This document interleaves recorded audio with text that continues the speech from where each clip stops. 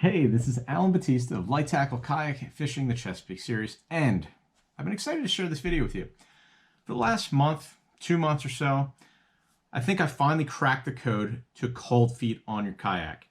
So I've talked to a lot of people, and a lot of people have different opinions on this.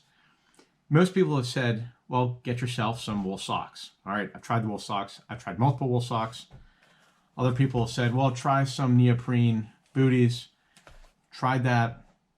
I've tried all these different kinds of footwear, but I'll tell you what, the solution really is, it comes down to physics, and it's a combination of these. So the first thing I do is to put on a wool sock.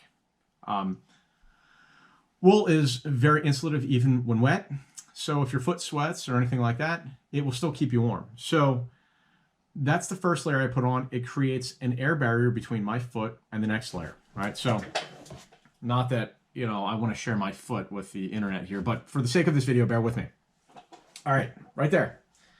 Wool sock. The next thing is this neoprene booty. And I don't know, this is ProMate. I got something on Amazon. I've had these for many years because I've tried different permutations of this. But what I'll do is I'll put this over the wool sock. And what that does is it basically traps in that air layer against my foot. The next thing I want to do is something that you see with your house, your double pane windows, your triple pane windows in this case. I will then put another layer of air around the booty, okay? So now I have 2 layers of air. And my foot will then go inside my dry suit, okay? So this layer will keep water from penetrating, inside the the insulation there. But that's not all. There's a key part here that is worth sharing, and that's 2 things. Your foot cannot be wet. If I'm on a kayak, my foot is going to get wet. I count on that, but it cannot stay wet. It cannot trap the water against you when the air temperatures are, 20, 30, 40 degrees. That just leads to prolonged coldness of your feet, and that'll be the first thing that gets you off the water, and it's been the first thing that's got me off the water.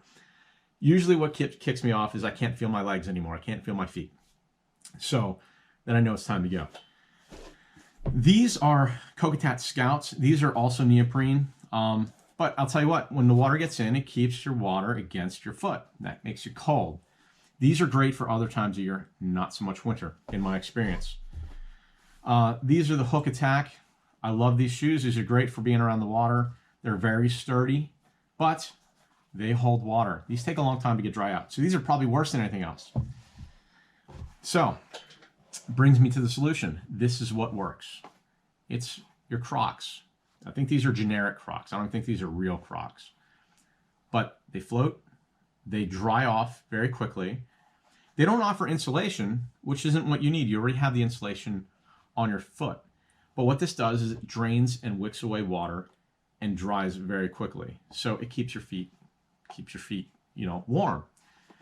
The other thing I want to mention is when I'm on my Hobie, your feet are kind of elevated. When your feet are elevated, the blood doesn't kind of go in there as easily when it's so cold out. So try to keep your legs down as much as you can. And I know that's where the water is. So there's a balance there. So double layers of insulation. It's not just one sock. It's sock, neoprene, sock, dry shell, and then Crocs. Keep your feet kind of down, and that should solve your cold feet issues. It solved mine. I waited to shoot this video for a couple of months while I was fishing in the coldest times of year, and I hope this helps you as much as it's helped me.